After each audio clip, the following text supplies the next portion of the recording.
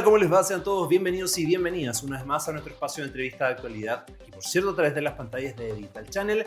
No lo olvide, DCH.tv, la señal online, un espacio además presentado en alianza con Resonancia Diario, resonanciadiario.cl en la web y por cierto también en las redes sociales para que usted conozca y visite este medio de comunicación. Vamos de inmediato a lo que nos convoca. Nos encontramos en este momento con la Seremi del Trabajo, Camila Cortés, a quien primero que todo damos a la más cordial bienvenida. Seremi, ¿cómo le va? Bienvenida a nuestro espacio de conversación. Hola Andrés, súper bien. Muchas gracias por la invitación. Feliz de estar acá conversando contigo esta jornada. Oiga, Seremi, hay varios temas que están en la agenda pública. Uno dice relación hace muy pocos días con una especie de polémica, podríamos decir, que circuló en varios medios nacionales principalmente a propósito de que por un supuesto error se habría quitado el pago de la PGU a poco más de 13.000 adultos mayores. ¿Eso fue tan así? ¿Tuvo que ver específicamente con que algunas personas habrían salido del país? Cuéntenos un poco qué pasó en la interna. Ya, a ver, primero, a nadie se le suspendió el beneficio, a las personas se les avisó que se les iba a suspender porque no cumplían con el requisito de permanencia en el país y por Ok, haber salido del país supuestamente por más de 180 días. Esta es una información que la PDI tiene que entregar todos los años al IPS y de los listados que entrega para hacer, como la normativa dice, si tú sales del país durante 180 días pierdes el beneficio, el IPS tiene que hacer cumplir la normativa, entonces informar que se va a suspender el beneficio. Sin embargo, luego de que se enviaron estas 13.000 notificaciones de suspensión, saltaron varios casos que indicaban no haber salido nunca del país o no haber estado efectivamente más de 180 días fuera del país y habían usuarios que se iban a ver muy perjudicados. No se le alcanzó a suspender la PGU a nadie, solo fue una notificación que se le hizo a las personas. y que en Pero algunos casos fue errónea. en algunos casos, pero no en todos. En la mayoría de los casos, efectivamente, sí personas habían estado fuera del país más de 180 días. Entonces, lo que se decidió como gobierno fue suspender la suspensión o dejar en stand-by esta suspensión del beneficio a estas 13.000 personas mientras se revisa el caso a caso y quienes efectivamente estuvieron fuera del país más de 180 días van a dejar de recibir la PGU, se les va a notificar con la debida anticipación y quienes no y quienes habían sido perjudicados por este error de información no van a perder el beneficio. Ahora, quienes efectivamente estuvieron fuera del país, porque además estos eran datos de gente que salió del país el año 2024, no el Ya. 2025, Ujú. pero quienes ya volvieron, ya están acá y cumplen de nuevo con el requisito de la residencia, pueden volver a reactivar la PGU en las sucursales de Chile Atiende. ¿Sería mi falta de pronto, desde el punto de vista de los desafíos, quizás afinar o perfeccionar aún más estos controles o datos que entregan estas notificaciones respecto de quienes efectivamente han salido del país, por ejemplo? Digo, para que no ocurra independiente que sean casos aislados o puntuales. ¿Falta de pronto como afinar un poco más el sistema interno? Pero desde el Instituto de Previsión Social, nosotros cumplimos con hacer cumplir la normativa de suspender el beneficio a las personas que la PDI nos había informado que salió del país. Por lo tanto, nosotros cómo vamos a desconfiar de la información que nos da una institución Como la como PDI. la PDI. Ujú. Quizás en los sistemas informáticos de información que ellos mantienen se pueden estar dando errores pequeños que, digamos, fueron más los casos que salieron en los medios Mm. de los que realmente se vieron perjudicados y de estas 13.000 personas, como te decía, la gran mayoría sí salió del país por más de 180 días, por distintos casos. Algunos porque, por ejemplo, tienen familiares en el extranjero y decidieron acompañar durante todo el tiempo que la visa del país les sostenía, quedarse en ese país extranjero, eh, o algunos por decisiones familiares, etcétera. Pero sí hay casos, y la mayoría de los casos sí salió Mm. del país. Nosotros como institución no tenemos los mecanismos para verificar o poner en duda la información que nos entrega la PDI. Sí, claro. Por eso, y lo que nosotros tenemos que hacer es hacer cumplir la normativa, fue lo que se hizo, así es que Por lo menos zanjado eso. quedó Aquí. zanjado, a nadie se le suspendió el beneficio y nadie que haya estado dentro del país, que no haya estado más de 180 días fuera, va a perder su beneficio y esa es la tranquilidad que queremos dar a la ciudadanía. Seremi, eso es por el lado de la PGU, ¿cierto? Que Sí, cubre al 90% más vulnerable, pero entiendo que a contar de este mes se comenzaron a pagar algunos beneficios independientes para el tramo en que correspondan los adultos mayores, ¿cierto? Que dice relación con, por ejemplo, los años que se cotizó, ¿cierto? Y uno que tiene particular relación con las mujeres, ¿no? sí. Cuéntanos un poquito en detalle de aquellos beneficios que hoy día se están pagando precisamente. Ya, esto corresponde a un hito de los 1000 avances de nuestro gobierno que tiene que ver con la reforma de pensiones y aumentar significativamente las pensiones a los actuales pensionados. Y se trata de que con la cotización pagada por el empleador o por los empleadores de los actuales trabajadores, se está generando un seguro social, un fondo solidario del que se financian estos beneficios para todos los actuales pensionados mayores de 65 años. Y hablamos, como tú bien decías, Andrés, de la pensión esfuerzo y la pensión mujer. La pensión esfuerzo significa que por cada año que tú cotizaste te van a pagar 0,1 UF con un requisito de por lo menos 10 años para las mujeres y por lo menos 20 años de cotización en el caso de los hombres. Estos independientes, si son de los sectores más vulnerables o no. Esto no tiene nada que ver con los requisitos de la PGU, no tiene que ver con el porcentaje que tú tengas en la ficha social, Ujú. solo tiene que ver con que tú hayas estado en una AFP y hayas Perfecto. cotizado, por Ok. lo menos 10 años las mujeres o 20 años los hombres. Y también hay un tope, un límite de 2,5 UF o 25 años. 10 años o 20 años de forma ininterrumpida o no necesariamente. No, puede ser de forma no consecutiva. Ok. Lo importante es que en total tú tengas por lo menos 240 meses de cotizaciones en el caso de los hombres y en el caso de las mujeres la mitad. 120 meses de cotización, no importa que unos meses hayan sido el año 1990, el otro el año 2006, no importa las lagunas, importa la cantidad de meses que tú logras reunir y el tope, como te decía, es 2,5 F. Entonces, una mujer que trabajó 11 años va a recibir 1,1 UF líquida Ya. más, pero si trabajó 30 años, igual va a recibir 2,5 UF.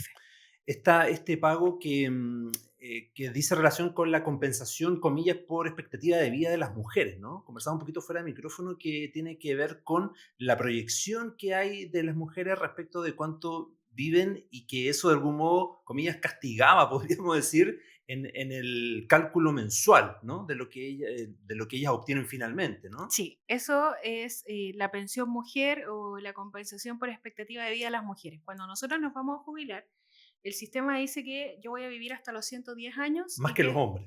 y que el hombre va a vivir hasta los 87 años. Entonces, si una mujer y un hombre tienen la misma cantidad de dinero Ujú. ahorrado, trabajaron la misma cantidad de tiempo y tienen la misma edad y se van a jubilar, la cuota de la mujer va a ser más bajita porque se la van a dividir hasta los 110 años.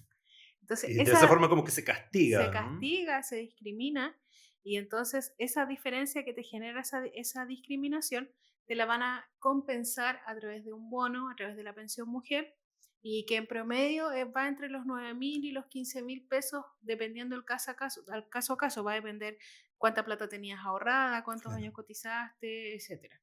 Em, y eso también es para todas las mujeres que sean mayores de 65 años, que estén pensionadas, tengan o no los 10 años cotizados, porque es un beneficio distinto de la garantía por años cotizados Ya. o la pensión esfuerzo, y independiente de si reciben la PGU o no, y también no importa si te quedan o no fondos en la AFP, porque muchas personas con los retiros de los fondos de pensiones ya no les queda plata en la Claro, AFP. justamente. Aunque ya no les quede plata en la AFP, si usted se jubiló y tuvo una discriminación por ser mujer en cuanto a la edad, le corresponde este beneficio. Y en el caso de los hombres, si se jubiló y ya no le quedan plata en la AFP, por haber tenido al menos 20 años de cotización, igual le corresponde el beneficio de la pensión esfuerzo. Ahora, ¿las personas pensionadas deben acercarse para ver su situación puntual o esto es algo que se genera de manera automática? El sistema ya los reconoce, digamos. Ya, el sistema no se tramita nada, no hay que hacer ninguna postulación. Esto es automático porque el IPS tiene la información de todas Perfecto. las personas que le entrega la Superintendencia de Pensiones.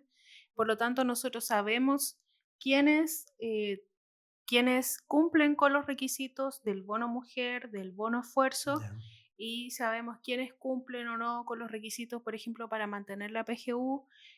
Recordemos que la PGU el año pasado aumentó también a los mayores de 82 años. Este año aumenta a los mayores de 75 y el próximo año a los mayores de 65, pero ahora a fines de enero se va a reajustar la PGU para todos los que la estén recibiendo por el reajuste del IPS.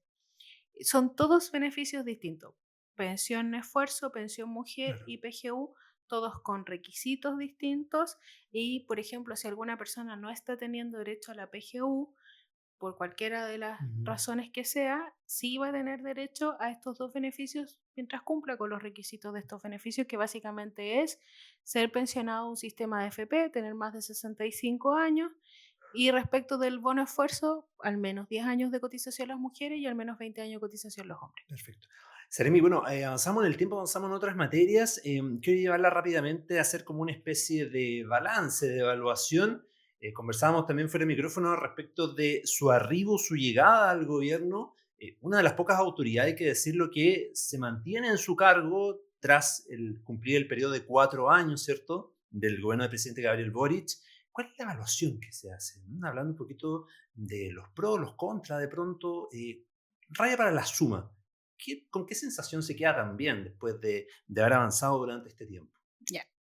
La verdad es que la sensación que me llevo después de estos casi 4 años de experiencia es bastante positiva. Nosotros fuimos un ministerio, el Ministerio del Trabajo en particular, que dio muchas buenas noticias a las familias de los trabajadores y trabajadoras de nuestro país. Hicimos en total 29 modificaciones al Código del Trabajo, con la resistencia de ciertos sectores económicos que nos acusaban de que íbamos a hacer quebrar las pymes, de que íbamos a reducir el trabajo, de que íbamos a generar cesantía y quiebras de empresas.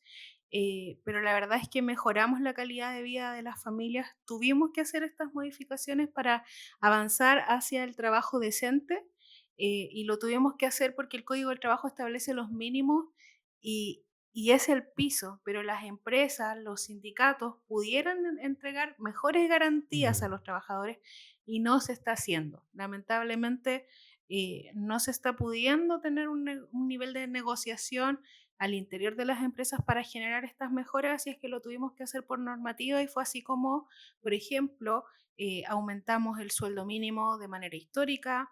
Llegamos con un salario mínimo en 300.000 pesos, nos vamos con 539.000 pesos de sueldo mínimo.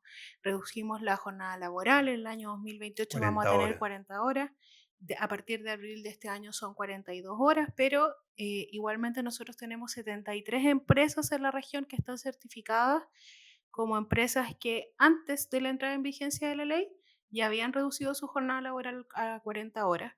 Y de esas empresas, todas nos han señalado que ha mejorado la productividad, que les ha mejorado la venta, que los trabajadores están más comprometidos y más productivos porque saben que van a estar menos tiempo en el trabajo, que terminan sus labores luego y se van a la casa o a la playa o a disfrutar o a hacer lo que quieran. Y eso sin duda que mejora no tan solo la vida personal del trabajador, sino que también el compromiso del trabajador con la empresa, y eso repercute en los resultados de la empresa. También incorporamos la ley de conciliación de la vida personal, familiar y laboral, que viene a entregar la posibilidad de poder negociar el teletrabajo en el caso de todos los que tengamos hijos menores Mm. de 12 años. Está, por ejemplo, la regulación de la ley Carín, que sin duda viene a ser un avance importante. Nos queda mucho por avanzar en cuanto a la cultura y a la utilización de esta normativa, tanto para los empleadores como para los trabajadores que no han sabido utilizarla de la manera que quisiéramos.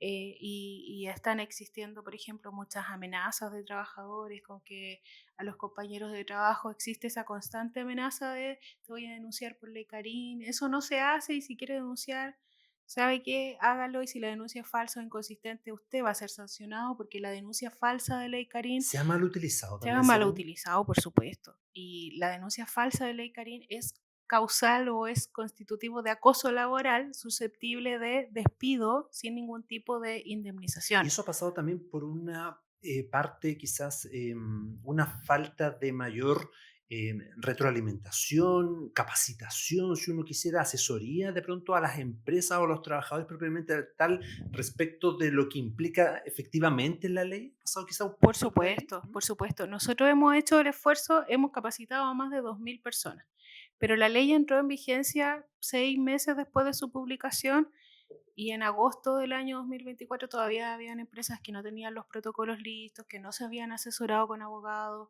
que no habían acudido a su mutualidad para que les hicieran los protocolos.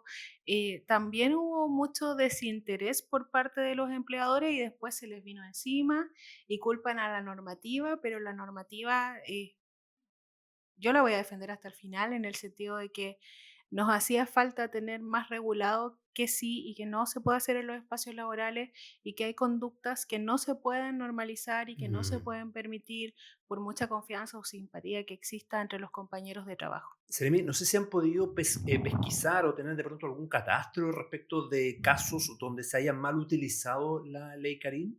No sé si tendrán eso, por lo menos a nivel regional, o todavía es como algo que todavía hay que trabajar, digamos. Mira, no tengo la cifra exacta de cuáles son las denuncias que se han declarado inconsistentes por parte de la Dirección del Trabajo. Lo que sí te puedo contar es que durante el primer año o los primeros 12 meses de la ley se presentaron cerca de 3.000 denuncias acá en Antofagasta, Solo en la ciudad, solo en la región de en la región. Antofagasta. De esas 3.000 denuncias significaron varias cosas. Primero, hicieron colapsar a la inspección del trabajo, por supuesto. También muchas de esas denuncias, lo que nos comentaban los inspectores de Calama, Tocopilla y Antofagasta, muchas de esas denuncias iban sin antecedentes o no existían los testigos que los trabajadores mencionaban.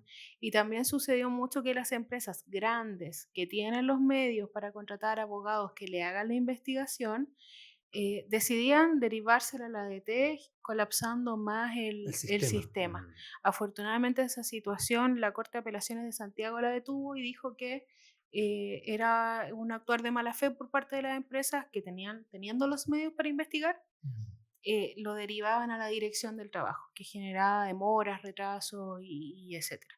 También ahí nosotros nos dimos cuenta que es importante cuando se generan políticas públicas que éstas vengan asociadas a mayores recursos, porque lamentablemente no se aprobó la ley Karin en la Cámara, pero no se aprobó mayores recursos para la contratación de abogados especializados en la dirección del Mm. trabajo.